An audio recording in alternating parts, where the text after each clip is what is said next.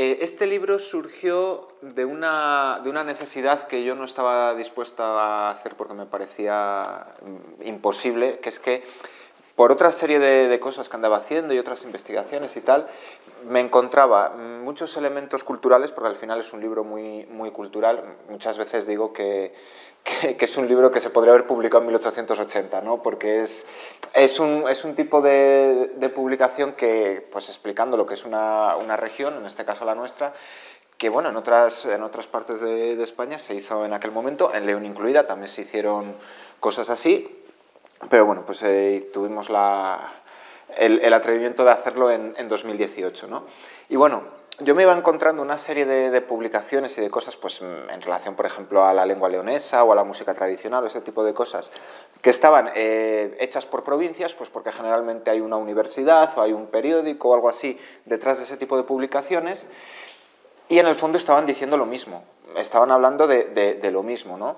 Entonces yo lo que planteé fue, mira, tenía que haber algo que aunara todo esto, que explicara cómo es este proceso, pero yo no lo puedo hacer porque es muy complicado. Conclusión, lo hice.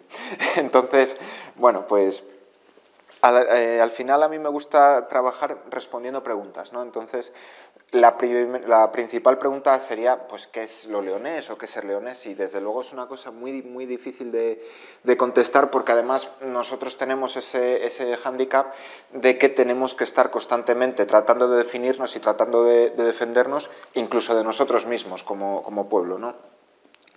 Y bueno, pues la cosa echó para adelante. Y a la primera conclusión que llegamos, a la primera respuesta que llegamos, es que siempre que se quiere definir un pueblo, en todas las partes del mundo, en todas las civilizaciones del mundo y en toda la historia, siempre se utiliza el pasado como sustento de la identidad, ¿no? Entonces, lo que nos planteamos es que la primera parte tenía que ser sobre historia. Pero claro, historia de León ya hay mucha publicada, pues una puede gustar más o menos. Entonces, esta primera parte del libro que habla de historia no es una historia de León, sino una historia de cómo los leoneses, con el paso del tiempo, vamos tomando conciencia de nuestra identidad, ¿no? y de nuestro pasado y de cómo vamos viendo que hay una serie de acontecimientos, una serie de hechos que suceden en el mismo sitio en el que vivimos nosotros, ¿no? Que al final eso es de lo que se trata. Entonces, este proceso de reconstrucción del pasado, en el caso de España, tiene un punto fundamental que sobre todo es el último tercio del siglo XIX, que es cuando todas las regiones, la nuestra incluida, hace digamos, esa retrospectiva. Entonces, lo que hicimos fue separar la historia de León en dos partes, que se quedan marcadas por ese, no es por un momento concreto, ni es un año concreto, sino en un punto bastante abstracto como es el siglo XIX, o sea, el último tercio sobre todo del siglo XIX. A lo anterior lo hemos llamado pasado remoto y a lo siguiente lo hemos llamado pasado reciente. ¿Por qué? Pues porque ese pasado remoto es de lo que se va tomando identidad, de lo que se va investigando. Y la conclusión que llegamos era que en este caso todas las regiones, o casi todas las regiones, tienen un momento histórico que es el que más aportaciones hace a su imaginario. En nuestro caso sería el Reino de León, la historia del Reino de León, sobre todo entre esos años que no son ni el principio ni el final, pero para entendernos esa época 910-1230, es en la que se dan más, digamos, confluyen más todos los elementos que forman nuestra identidad. Luego los vamos a ver uno por uno. ¿Esto significa que entonces otras épocas de la historia hay que desecharlas? Para nada. Que el centro de nuestra identidad sea esa época del Reino de León no significa que haya que desechar pues, la época astur, o la época vetona, o la época romana, o cualquier otro momento de la historia. Eso, por ejemplo, se ve mucho en los imaginarios locales, ¿no? Pues hay localidades, por ejemplo, pues Arapiles puede tener más significación con la Guerra de la Independencia, o Astorga o Cacabelos con época romana, o Astur, ¿no? Entonces ahí veíamos cómo se iba construyendo la historia de León. ¿Y qué pasa a partir del siglo XIX? Bueno, pues que hay ahí, digamos, un doble camino, ¿no? Por un lado, la historia se sigue el día a día, se sigue haciendo, se sigue tejiendo, pero a la vez se va tomando conciencia de ese día a día. Y son procesos, además, que no son contradictorios, o sea, se va tomando conciencia de ese día a día a la vez que se va reconstruyendo el pasado. Llega un punto en el que se puede hablar abiertamente de un regionalismo leonés desde un punto de vista cultural. ¿Qué sucede? Porque si cogemos todo el siglo XX, luego lo vamos a ver en cada una de las partes, hay muchísimas publicaciones, pues por poner un ejemplo, en los años 20 y 30 se hacen publicaciones sobre el fuero de Ledesma, por poner un ejemplo, o los fueros de Salamanca. Entonces, todo eso existe. ¿Qué sucede? Que llegan los años 70 y nos encontramos con una crisis de identidad. ¿Por qué? Pues porque no lo podemos ocultar que el marco autonómico que se plantea crear a finales de los años 70 va en contra de todo lo que se ha construido. ¿Por qué? Pues porque dentro de lo que es la unión de las dos regiones se podrían haber planteado varias alternativas. Se podría haber planteado pues, el respeto a las dos identidades, se podría haber hecho de una forma, y lo que al final se hace, como vosotros sabéis, es tratar de mezclar otra cosa. También, bueno, eso sería debate de si se hace o si no. Muchas veces decimos lo de que se impone lo castellano sobre lo leonés, que muchísimas veces es cierto, pero también es verdad que lo que se intenta es hacer una mezcolanza de las dos partes que al final no es positiva para ninguna de las dos, que duda cabe, nosotros somos los que más hemos salido perdiendo. Pero aquí teníamos un problema, que era cómo contar eso, cómo hablar de toda esa parte en la que la reivindicación cultural o la recuperación de las tradiciones pasa a una reivindicación económica y política, como es el caso del leonesismo político durante la transición y la democracia. ¿Cómo contar eso?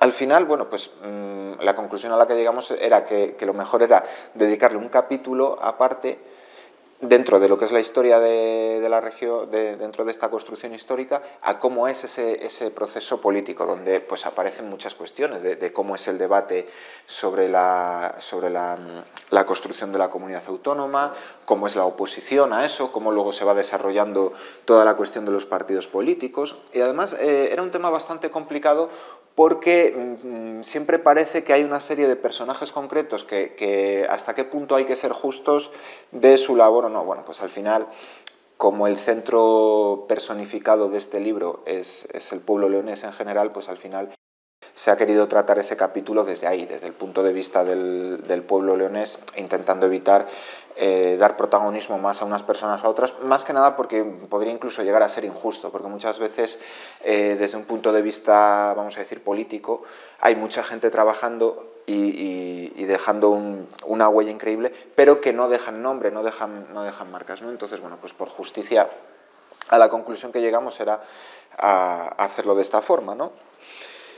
Esto en una primera parte, nos dimos cuenta de que, vale, ya teníamos, digamos, el relato histórico. Vale, pero después, entonces, ¿qué es lo que forma la identidad? Bueno, pues vimos que había una serie de puntos concretos que era de los que habría que hablar, ¿no? Por un lado estaría el patrimonio lingüístico, por otro estaría la simbología, por otro lado estaría el paisaje, por otro lado estaría la gestión del territorio, la gestión del espacio, y luego ya cuestiones un poco más del día a día, pues festividades, ese tipo de cosas, ¿no? Entonces, viéndolas una por una, nos damos cuenta de que el conjunto de esos pilares solo se da en este marco de las tres provincias, todos los pilares, los 6 en este caso. Pero esto no quita para que haya otra cosa en otros sitios. Por poner uno de los ejemplos más evidentes es el de los pendones. Hay pendones en toda la región, que duda cabe, pero también los hay fuera de ella. ¿Por qué? Pues porque esa herencia del Reino de León, el Reino de León es un territorio mucho más grande de lo que ahora es la región leonesa, ¿no? Entonces hay ciertas cosas que quedan ahí, pero el resto de territorios del Reino de León evoluciona de otra forma. Eso lo vamos a ver al final, ¿no? Cómo cada parte va recogiendo sus propios imaginarios y los va construyendo de otra forma. Entonces, en el primer caso que nos encontramos era en el del patrimonio lingüístico. No os imaginéis lo complicado que es hablar con cierto rigor y con cierta seriedad de este tema. ¿Por qué? Pues porque muchas veces, y en León también se ha querido hacer, para bien o para mal, se ha utilizado el patrimonio lingüístico como arma política, donde mejor se ve es en el caso del gallego y en la utilización del gallego dentro de la región leonesa. Pero nosotros entendíamos que lo que había que transmitir era una imagen cultural de la lengua, de que la lengua sea una herencia más de la cultura y no un arma que se ha querido utilizar, pues en ese caso concreto, contra los intereses de León o contra la identidad leonesa, ¿no? Claro, esto tiene un peligro, que es que en el siglo XIX, que ya os digo que se va mucho a todo a esa época, incluso en la actualidad, existe la idea de que los límites de un pueblo son su lengua. Bueno, esto es una idea que viene del centro de Europa, ¿no? De todo el proceso de la unificación alemana y demás, que es cuando se dice que los límites de la nación alemana es su lengua. Esto a nivel político es muy útil, ¿no? para muchas cosas. Y, por ejemplo, es lo que ha pasado con el gallego, cuando desde el nacionalismo gallego se dice pues, que los límites del gallego son sus hablantes, y no es verdad, porque hay hablantes que están dentro de la región, que son leoneses, y no por tener otro patrimonio lingüístico son menos leoneses. Exactamente igual que yo, por ejemplo, vengo de un pueblo donde no se habla leonés, yo soy de Trabajo del Camino, no soy yo menos leonés que alguien del Valle de la Ciana, donde allí sí se utiliza, ¿no? Entonces también este tipo de cosas había que explicarlas, porque muchas veces ese desamparo de tener una institución que proteja o defienda la cultura, y lejos de tener eso, nosotros lo que tenemos es una institución que la ataca, pues a veces hay que explicar ese tipo de cosas, ¿no? Entonces eso en cuanto a la lengua. En cuanto a la simbología, nos dábamos cuenta que desde el Reino de León hay una serie de símbolos visibles, pues como puede ser, sin ir más lejos, pues un símbolo de este estilo, ¿verdad?, que está presente en el día a día. Por ejemplo, seguro que muchos pensáis en algún escudo de algún ayuntamiento, ya no solo el de León, que es el caso más evidente, ¿no?, donde aparece algún tipo de simbología o de relación con el reino, ¿no?, o con la historia. Y los pendones es el caso más evidente, porque además tiene su propio proceso de recuperación, que además estaba más avanzado en la provincia del norte, pero se está haciendo mucho trabajo tanto en el centro como en el sur de la región, ¿no? Contaba el otro día, en otro acto que tuvimos, que yo siempre cuando iba a las conferencias me parecía muy violento el momento en el que la persona que está hablando bebe agua, ¿no? Porque está el paisano hablando, bebe agua, y tú mirando cómo el otro bebe agua, ¿no? Entonces, bueno, hoy me lo vais a ver hacer muchas veces, ¿ves? Volviendo al siguiente punto que quisimos ver, era el paisaje. ¿Por qué? Porque podemos definir un paisaje leonés. Realmente no, pero porque en ningún sitio se puede definir un paisaje leonés. Porque, por ejemplo, podemos pensar el paisaje asturiano, por ejemplo. La montaña verde, bueno, pero es que Gijón es costa y la Viana no tiene costa, o el paisaje de cualquier sitio, ¿no? Aquí, por ejemplo, una cosa que ha hecho mucho daño es cuando se ha querido hacer el símil de la meseta con Castilla. Primero, porque a nosotros nos ha hecho daño, pero segundo, porque también hasta puede ser una afirmación injusta hasta para los habitantes de los Picos de Urbión, en Soria, porque eso no es la meseta y también es Castilla, ¿no? Entonces, lo que sí nos dimos cuenta era que los marcos de la región leonesa crean un paisaje muy particular, donde se entremezcla las formas de vida, las formas orográficas, y esto transforma el espacio, ¿no? Es decir, tenemos un territorio en el que nos tenemos que imaginar una C mayúscula, ¿vale? Una C mayúscula, que sería una parte montañosa, un centro que sería una zona de ribera, ¿verdad?, que no es una zona de montaña, pero tampoco es una zona totalmente llana, y luego ya tendríamos la frontera oriental, que sería la parte leonesa de la meseta norte. Dentro de ese territorio tan particular se dan pues una serie de construcciones arquitectónicas que tienen que ver con la explotación del suelo, muchas veces tienen que ver pues, con elementos religiosos, por ejemplo las catedrales, las iglesias, los monasterios, con elementos militares.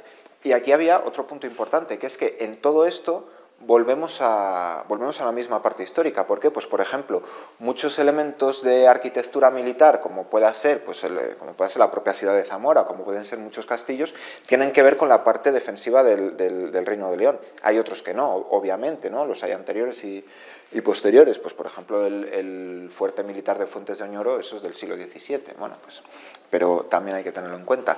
Dentro del propio arte, o de las catedrales o de este tipo, sobre todo la arquitectura religiosa, pues porque estamos hablando de una herencia medieval, también mucho tiene que ver pues, con el patronato de los reyes de León, que volvemos a lo mismo, que también hay cosas anteriores y posteriores, ¿no?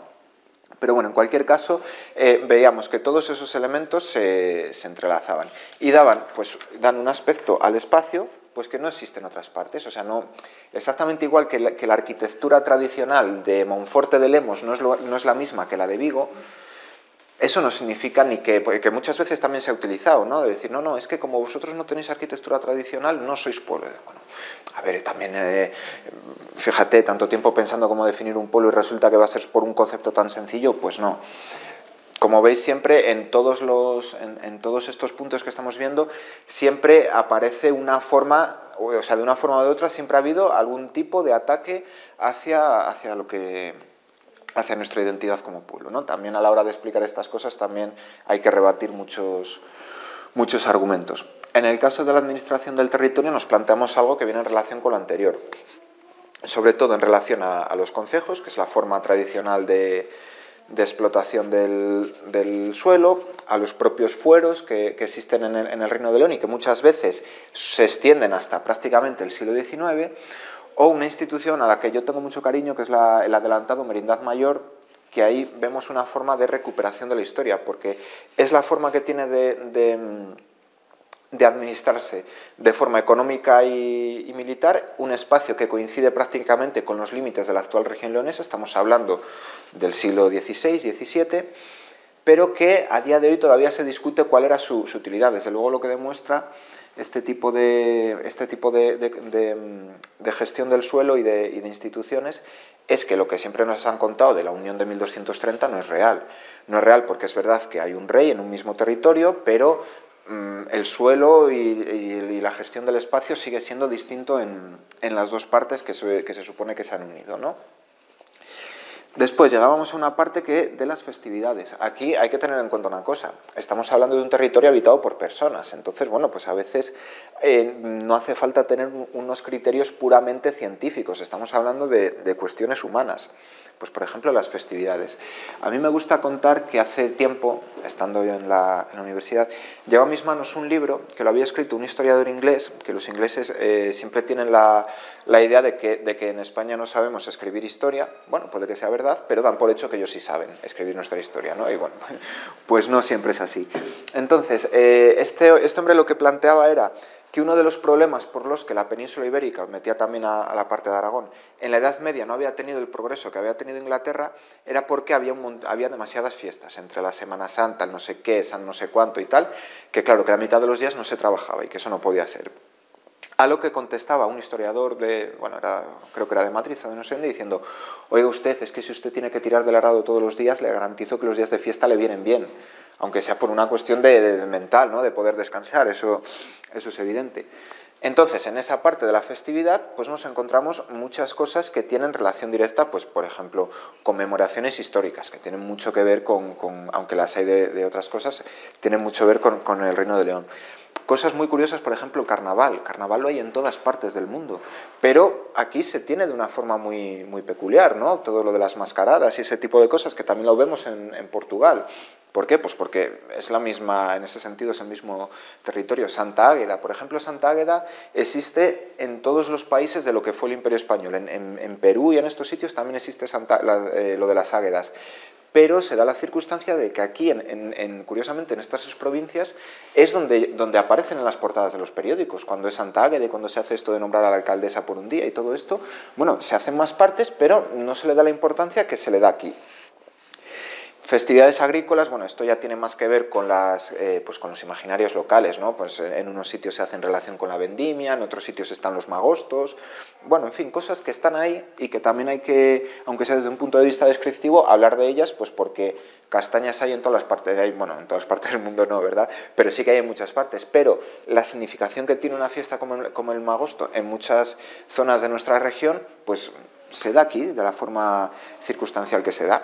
Claro, una cosa que tenemos que tener claro es que hay algo muy peculiar en nuestra región, tampoco nos tiene que hacer creer o nos tiene que hacer pensar que es exclusiva, aunque sea muy típica, pero no suelen ser cosas exclusivas y no por no ser exclusivas tienen menos valor, ¿no? Que a veces parece que este tipo de conceptos está ahí. Y luego, en una última parte, bueno, pues ya hablábamos, pues, por ejemplo, de la música tradicional, que es un tema absolutamente inabarcable, porque, o sea, es precioso, pero de verdad que es inabarcable porque, bueno, pues porque casi hay una tipología de música casi por cada pueblo y hasta dentro de un mismo pueblo, por pequeño que sea, te puedes encontrar varias cosas. En este tema me gusta especialmente porque, bueno, siempre mi profesión frustrada ha sido la de músico, que no se me da todo lo bien que me gustaría, pero llegó a mis manos uno de los libros más curiosos que me he podido encontrar, que era algo así como La música tradicional de Castilla y León, que hasta ahí dices, bueno, pues algo que habrá publicado la Junta. Sí, pero lo abrís y resulta que tiene una parte para la parte de Castilla y otra para la de León. ¿Por qué? Porque esto lo escribió un señor de Segovia que quiso trabajar el folclore de su zona, entonces se pasó el verano de 1980 recopilando canciones por los pueblos de Castilla. Y en su momento debió venir la Junta y le quiso pagar para que lo hiciera de Castilla y León. Y el tío dijo, vale. Y lo que hizo fue pasarse el verano del 83 recopilando música en la región leonesa y a la hora de publicarlo, publicó las dos partes separadas. Entonces, por un lado está una región y por otra está la otra. Y efectivamente, a la conclusión que llega es que hay cosas que se parecen porque los pueblos no viven de espaldas los unos a los otros, pero que la música tradicional de Castilla y León no existe, porque es una cosa que no puede ser. Sí que hace ciertas similitudes o ciertos rasgos que en las dos partes se parecen mucho, ¿no? Y ciertas cosas que coinciden mucho en una región y ciertas cosas que coinciden mucho en otra. La verdad es que es un libro muy interesante y ahora es muy difícil de conseguir porque, bueno, se publicó en el 84 y a mí me llegó un poco de casualidad, ¿no? Me vais a beber agua otra vez.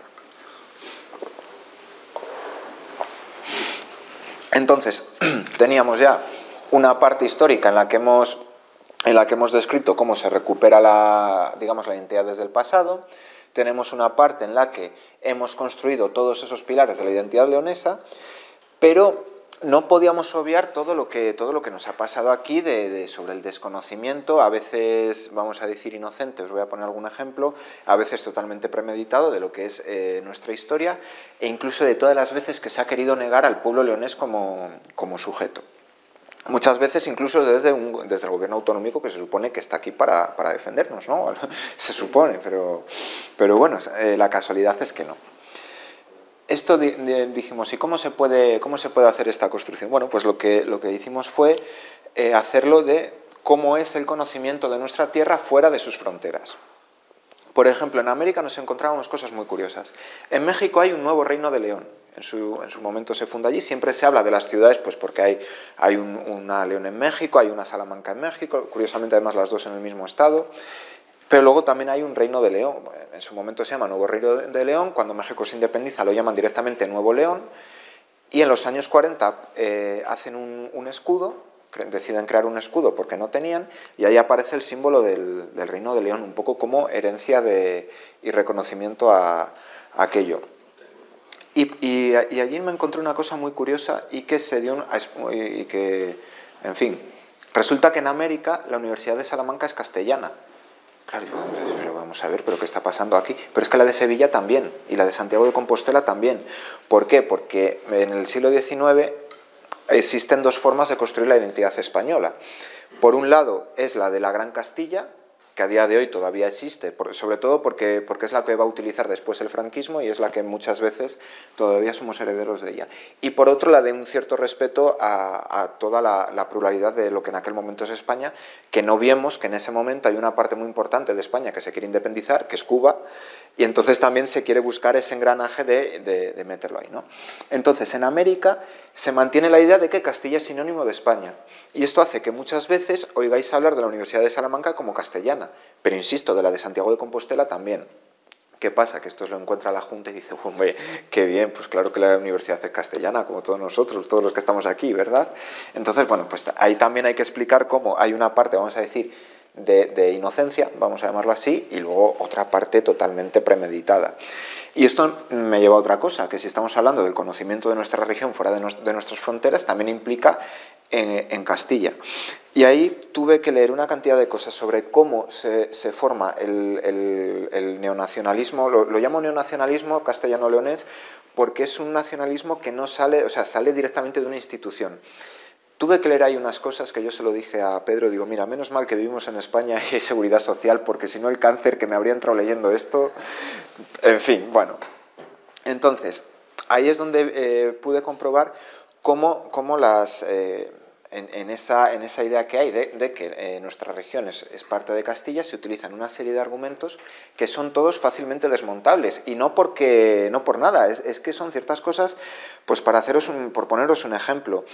En tiempos de la Primera República se hace lo que se llama, o lo que nos ha llegado a nosotros como Pacto Federal Castellano, que en aquel momento se llamó Pacto de Valladolid, que simplemente lo que decían era que España tenía que ser una república y que había que echar a Isabel II y a toda esta gente.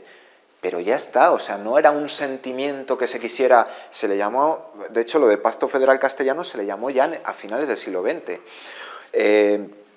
Hay otro caso ya en tiempos de la Segunda República, que se reúnen una serie de diputados provinciales porque en Cataluña se ha aprobado un estatuto de autonomía, lo cual en aquel momento fue un escándalo, porque el anterior estatuto de autonomía que se había aprobado era el de Cuba y Puerto Rico, y a los 3 meses se termina la guerra y pasa a Estados Unidos, no.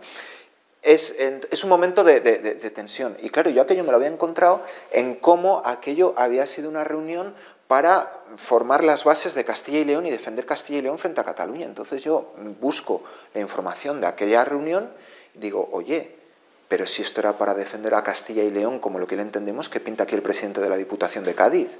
¿Y qué pinta el presidente de la Cámara de Comercio de Zaragoza? ¿Y qué pintan los 340.000 señores de todas partes de España que aparecieron en aquella reunión? Entonces es una forma de manipular la historia para dar realidad a algo que no ha existido nunca jamás. Otra cosa que pasa en la República es que a nosotros nos han explicado cómo empiezan las primeras reuniones para hacer el Estatuto de Autonomía de Castilla y León.